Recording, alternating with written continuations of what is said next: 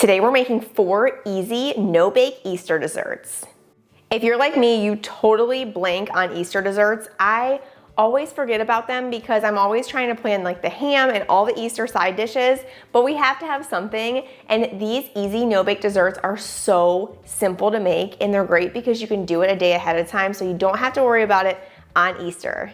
We're starting off with this bunny bait, which is an Easter Chex Mix. It's sweet and it's so good. It combines a couple different kinds of cereals, and we're coating it in white chocolate with marshmallows. We have some yogurt pretzels, and of course our pastel M&Ms. This is such an easy recipe and ready in under 30 minutes, so let's make it. For this recipe, we have simple ingredients. We've got some rice Chex, and then we're gonna use Honey Nut Cheerios with some Ghirardelli white chocolate melting wafers. I like the Ghirardelli here. It just tastes way better than the other brands. Then we have some yogurt pretzels, marshmallows, and I'm using pastel M&Ms, or you can use those little Cadbury eggs. We're gonna be melting our white chocolate in a double boiler, or you can just use a Pyrex dish in the microwave. Just follow the instructions on the actual bag. Go ahead and pour them in, and then for our mixture, we're gonna mix up our Chex Mix with our Honey Nut Cheerios and marshmallows, and then just give those a good little toss just to combine everything. And then you wanna just be checking on that white chocolate. Just make sure that it's completely melted. And once it is, you can just pour it right over our cereal mix. I like the melting wafers over chocolate chips here because they just give us a little bit more time to actually like stir it in, and it coats better. Sometimes the chocolate chips will just start to harden like right away. But you want to make sure that this is completely coated in white chocolate. Then we're going to spread a piece of parchment paper out on the countertop. You could even do it a little bit bigger if you want to, and just go ahead and dump this out. We're going to spread it out nice and flat, and it's going to take about 15 minutes or so to really harden.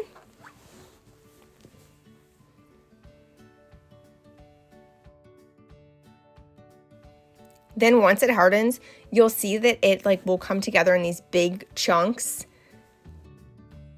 Look how that's like a big giant chunk of it. And then you're just gonna break it into pieces. It doesn't need to be like small. You can just break it into little pieces like this. Add it all into the bowl.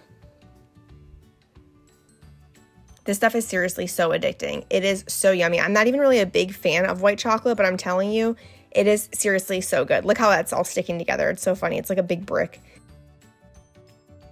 Then we're gonna add in those pastel M&Ms and our strawberry yogurt pretzels. This looks so pretty, super festive for Easter.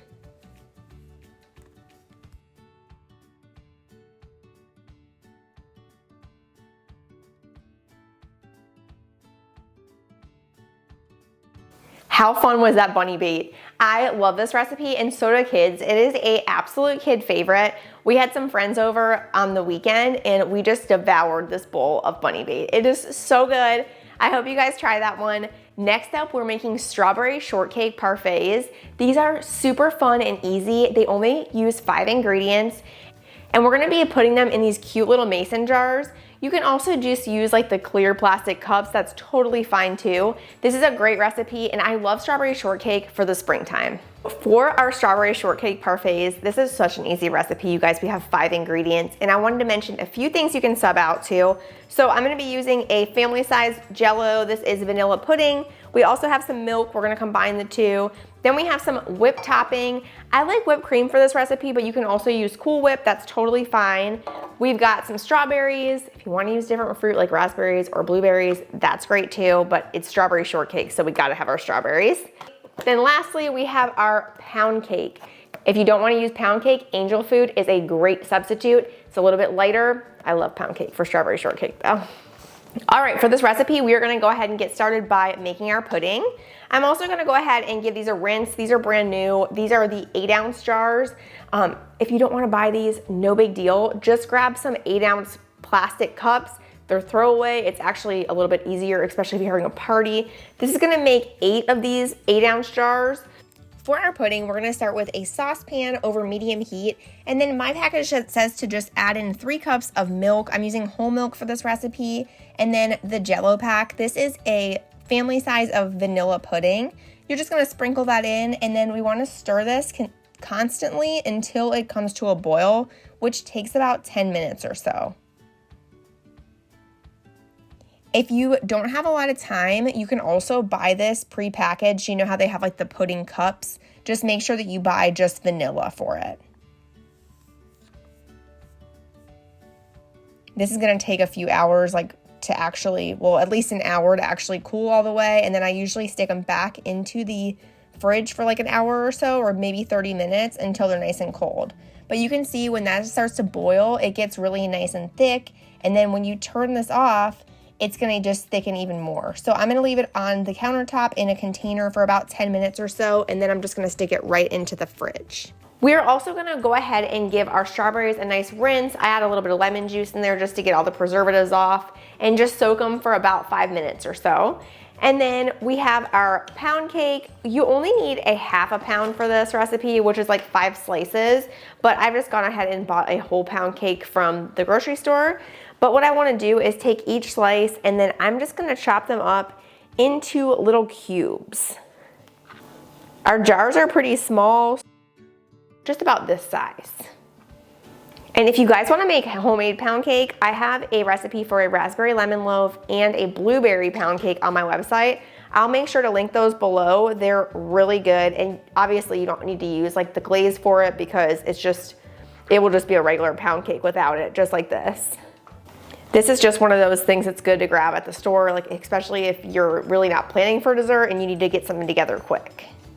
We're also gonna be dicing up our strawberries. You can either slice them or dice them. I like them diced in this recipe just so they're really small and bite size.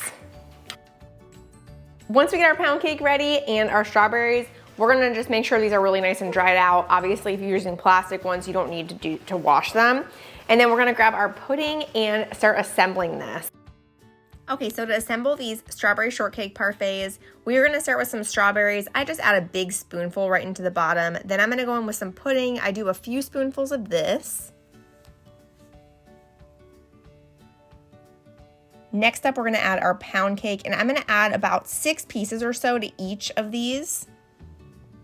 Some more pudding, just a few spoonfuls. Then we're gonna do some more strawberries. And the thing about this recipe is you kind of want to save the whipped cream until you're going to serve it. So if you know you're going to serve it in like 30 minutes, you can go ahead and add it. But if it's going to be longer than that, I definitely would wait. It kind of like shrivels up in the fridge. If you're doing the Cool Whip, you can go ahead and add it. But the actual whipped cream gets a little funky. And I do find it easier just to go through like this and just do each layer. It's definitely faster.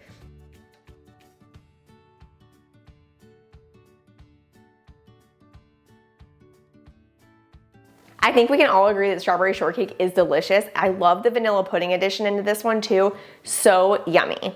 Plus they're the perfect little individual desserts and people love just pulling them from the fridge and eating them. Next up, we have my homemade Reese's peanut butter eggs. These are so delicious and I love this recipe because I see it on the internet all the time and people are using those molds and this one doesn't require it. We're just gonna shape them into eggs, make it super easy, and it is so good. These are like decadent. Like I just keep them in the fridge and I will snack on them like for a few days. They're so good. So let's get started. For our peanut butter eggs, we wanna start by just melting some butter and then we're gonna allow it to come to room temperature.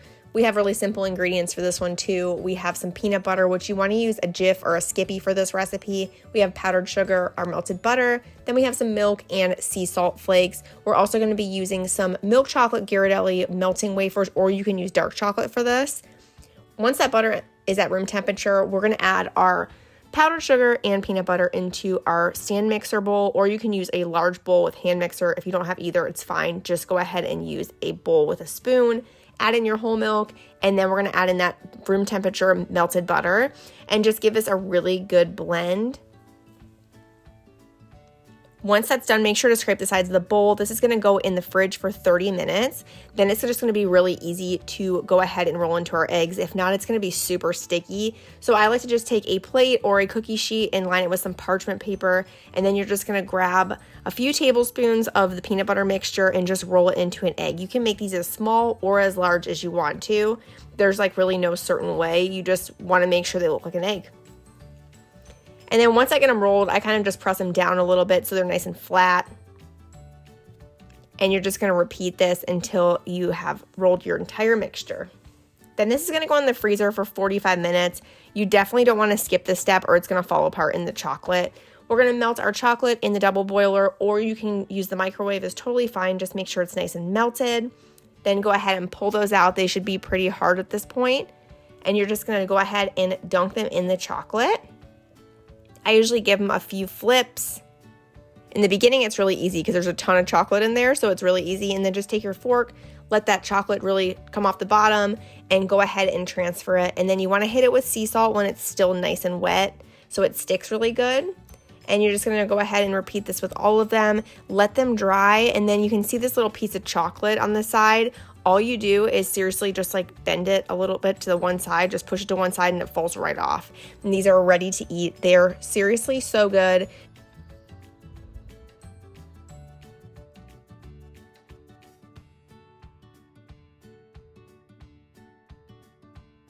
Okay, how yummy do those peanut butter eggs look? So delicious. Last but not least, our fourth recipe is a fruit dip.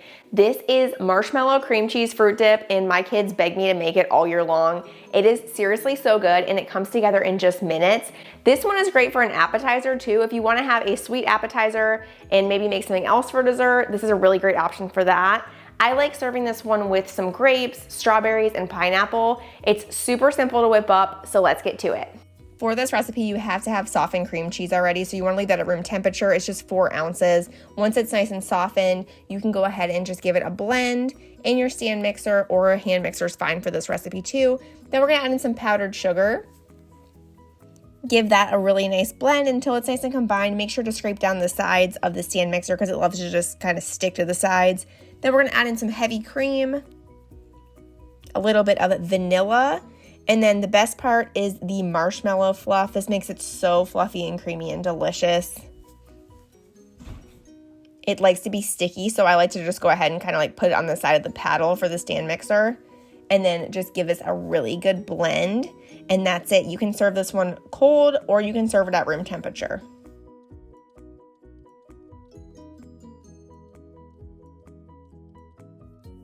That's a wrap on our 4 no-bake Easter desserts. I wanna know in the comments, what are you guys making?